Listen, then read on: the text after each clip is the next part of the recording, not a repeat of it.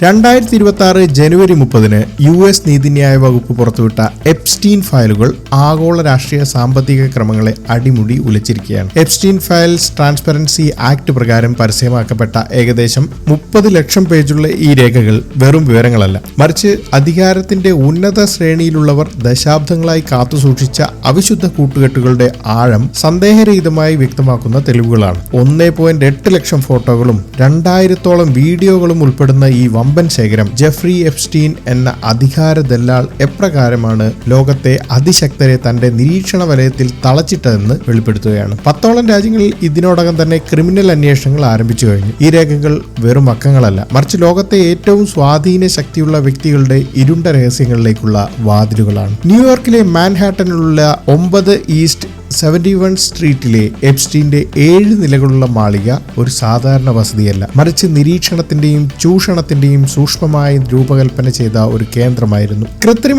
കണ്ണു പതിപ്പിച്ച പ്രവേശന കവാടവും ഹാളിൽ കയറിൽ തൂങ്ങിക്കിടക്കുന്ന വധുവിന്റെ ശില്പവും ലോലിത എന്ന വിവാദ നോവലിന്റെ ആദ്യ പതിപ്പും എപ്സ്റ്റീന്റെ വികൃതമായ മാനസികാവസ്ഥയും ധിക്കാരത്തെയും വിളിച്ചോതുന്നു. Toilet, bed. എപ്സ്റ്റീന്റെ വീട്ടിലെ മീഡിയ റൂമിൽ ഒളി ക്യാമറകൾ വഴി തത്സമം നിരീക്ഷിച്ചിരുന്ന കാഴ്ചകളെ ഇരയായ മരിയ ഫാർമർ വിവരിക്കുന്നത് ഇങ്ങനെയാണ്. ഓരോ കിടപ്പുമുറിയിലും ബാത്റൂമിലും സ്ഥാപിച്ച ഈ ക്യാമറകൾ അതിസമ്പന്നരെ കൊടുക്കാനുള്ള ഒരു ബ്ലാക്ക് മെയിലിംഗ് സംവിധാനത്തിന്റെ ഭാഗമായിരുന്നു. FBI പിടിച്ചെടുത്ത CD-കളിൽ പ്രായപൂർത്തിയാവാത്ത പെൺകുട്ടികളുടെയും അവരെ ചൂഷണം ചെയ്ത പ്രമുഖരുടെയും പേരുകൾ ചേർത്ത് ലേബൽ ചെയ്തിരുന്നു. അധികാര കേന്ദ്രങ്ങളെ നിയന്ത്രിക്കാനായി എപ്സ്റ്റീൻ സൂക്ഷിച്ച ആയുധങ്ങളായിരുന്നു ഇവ. ഈ നിരീക്ഷണ വലയത്തിൽ കുടുങ്ങിയ ആഗോള പ്രമുഖരിലേക്ക് അന്വേഷണം നീളുമ്പോൾ സിലിക്കൺ വാലിയിലെയും പാശ്ചാത്യ രാഷ്ട്രീയത്തിലെയും അതികായകന്മാർ പ്രതിക്കൂട്ടിലാവുന്നു. സിലിക്കൺ വാലിയിലെ പ്രമുഖരും പാശ്ചാത്യ നേതാക്കളുമായി എപ്സ്റ്റീനുമായി പുലർത്തിയ ബന്ധത്തിന്റെ തീവ്രത ഈ ഫയലുകൾ അടിവരയിടുന്നു. ട്രംപ് എപ്സ്റ്റീൻ ഫയലുകൾ ഒളിപ്പിക്കുന്നു എന്ന് മുൻപ് ആരോപിച്ച ഇലൻ മസ്ക് തന്നെ ഇപ്പോൾ പ്രതിക്കൂട്ടിലാണ്. 2012-2013 കാലഘട്ടങ്ങളിൽ എപ്സ്റ്റീനുമായി നടത്തിയ 16ഓളം ഇമെയിൽ സന്ദേശങ്ങളിൽ എപ്സ്റ്റീന്റെ ദ്വീപിലെ ഏറ്റവും വൈൽഡായ പാർട്ടികൾ പങ്കെടുക്കാനുള്ള മസ്കിന്റെ താല്പര്യം വളരെ വ്യക്തമാണ്. കുറ്റവാളിയാണെന്ന് തെളിയിക്കപ്പെട്ടതിന് ശേഷവും എപ്സ്റ്റീനുമായി ബിൽ ഗേറ്റ്സ് നടത്തിയ കൂടിക്കാഴ്ചകൾ അദ്ദേഹത്തിന്റെ വിവാഹ മോചനത്തിന് പോലും കാരണമായി. ബിൽ ഗേറ്റ്സിന്റെ അവിഹിത ബന്ധങ്ങളെക്കുറിച്ചുള്ള വിവരങ്ങൾ എപ്സ്റ്റീൻ ബ്ലാക്ക് മെയിലിംഗിനായി ഉപയോഗിച്ചോ എന്ന സംശയം ഫയലുകൾ ഉയർത്തുന്നുണ്ട്. ഗൂഗിൾ സഹസ്ഥാപകൻ സെർജി ബ്രിൻ 2007 എപ്സ്റ്റീന്റെ ദ്വീപ് സന്ദർശിച്ചതായി ബോട്ട് ക്യാപ്റ്റനും ഇരകളും സ്ഥിരീകരിക്കുന്നുണ്ട്. റിച്ചാർഡ് ബ്രാൻസൺ തന്റെ ദ്വീപിലേക്ക് എപ്സ്റ്റീനെ ക്ഷണിച്ചുകൊണ്ടയച്ച സന്ദേശത്തിന്റെ നിന്റെ അന്തപുരത്തെ അഥവാ നിന്റെ ഹരീമിനെ കൂട്ടിക്കൊണ്ടു വന്നോളൂ എന്ന് സൂചിപ്പിക്കുന്നത് ഈ വർഗത്തിന്റെ ധാർമ്മിക അധപ്പതനത്തിന് തെളിവാണ്. തന്റെ സ്വാധീന വലയം പടിഞ്ഞാറൻ രാജ്യങ്ങളിൽ മാത്രം ഒതുങ്ങുന്നതല്ല എന്ന് വ്യക്തമാക്കിക്കൊണ്ട് ഇന്ത്യൻ പശ്ചാത്തലത്തിലേക്ക് നമുക്ക് കടക്കാം. എപ്സ്റ്റീൻ ഫയലുകളിൽ ഏറ്റവും വിസ്മയിക്കപ്പെടുന്ന വെളിപ്പെടുത്തലുകൾ ഇന്ത്യൻ പ്രമുഖരെ സംബന്ധിച്ചിട്ടുള്ളതാണ്. ഇതിൽ അനിൽ അംബാനിയുമായി ബന്ധപ്പെട്ട വിവരങ്ങൾ അതീവ ഗൗരവകരമാണ്. 2017 മുതൽ 2019 വരെയുള്ള കാലയളവിൽ അംബാനി എപ്സ്റ്റീനെ ഒരു ഇടനിലക്കാരനായി ഉപയോഗിച്ചുവെന്ന് രേഖകൾ വ്യക്തമാക്കുന്നു.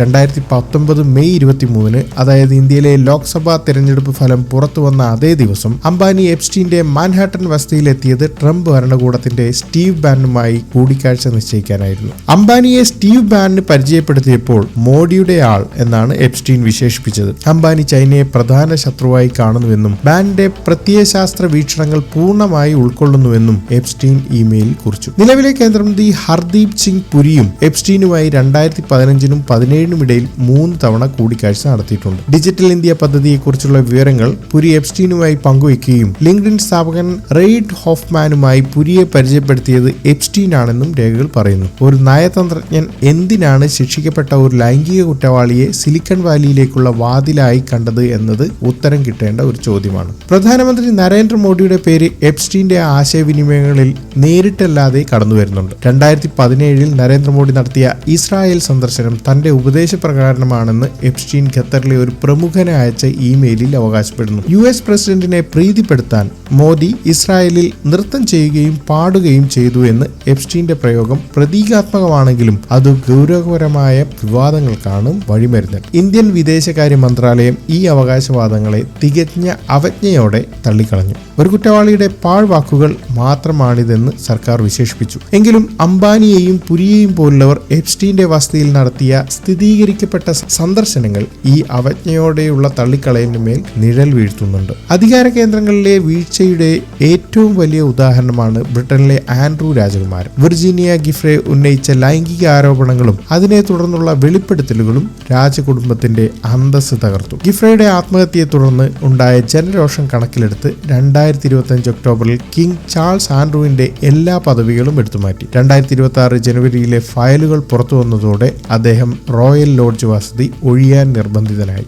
ഗവൺമെന്റ് വിവരങ്ങൾ എപ്സ്റ്റീന് ചോർത്തി നൽകിയെന്ന വെളിപ്പെടുത്തലിനെ തുടർന്ന് ബ്രിട്ടീഷ് അംബാസഡർ പീറ്റർ മാൻഡേഴ്സനെ 2025 സെപ്റ്റംബറിൽ സ്ഥാനത്ത് നിന്ന് നീക്കി. ദീപക് ചോപ്രയെ പോലുള്ള ആത്മീയ ഗുരുക്കന്മാരും നോം ചോസ്കിയെ പോലുള്ള ഭൗതിക പ്രമുഖരും എപ്സ്റ്റീന്റെ സൗഹൃദ വലയങ്ങളിൽ ഉണ്ടായിരുന്നു എന്നത് ഈ ശൃംഖലയുടെ വ്യാപ്തി വെളിവാക്കുന്നു. ജെഫ്രി എപ്സ്റ്റീന്റെ ജീൻ ലൂക്ക് ബ്രൂണലിന്റെയും ജയിലിലെ മരണങ്ങൾ ആരെ സംരക്ഷിക്കാനായിരുന്നു എന്ന ചോദ്യം ഇപ്പോഴും പ്രസക്തമായി തുടരുന്നു. 2026 പുറത്തു വന്നത് രേഖയുടെ ഏകദേശം 60% മാത്രമാണ്. അവശേഷിക്കുന്ന 40% രേഖകളിലെ മൗനം പുറത്തു വന്ന വെളിപ്പെടുത്തലിനേക്കാൾ ഭയാനകമാണ്. ഈ രേഖകൾ ഡൊണാൾഡ് ട്രംപിന്റെ നിയന്ത്രണത്തിലുള്ള നീതിന്യായ വകുപ്പ് തടഞ്ഞു വെച്ചിരിക്കുകയാണോ എന്ന ആക്ഷേപം ശക്തമാണ്. ഈ റിപ്പോർട്ട് കേവലം ഒരു വ്യക്തിയുടെ ലൈംഗിക അതിക്രമങ്ങളുടെ കഥയല്ല, മറിച്ച് ലോകത്തെ അതിശക്തർ നൽകപ്പെടുന്ന വ്യവസ്ഥാപിത സംരക്ഷണത്തിന്റെ തുറന്നുകാട്ടലാണ്. ബാക്കിയുള്ള 40% രേഖകൾ കൂടി പുറത്തു വരുന്നതോടെ ആഗോള അധികാര കേന്ദ്രങ്ങളിലെ പല വമ്പൻ സ്രാവുകളും ഇനിയും വലയിലാകുമെന്ന് ഉറപ്പാണ്.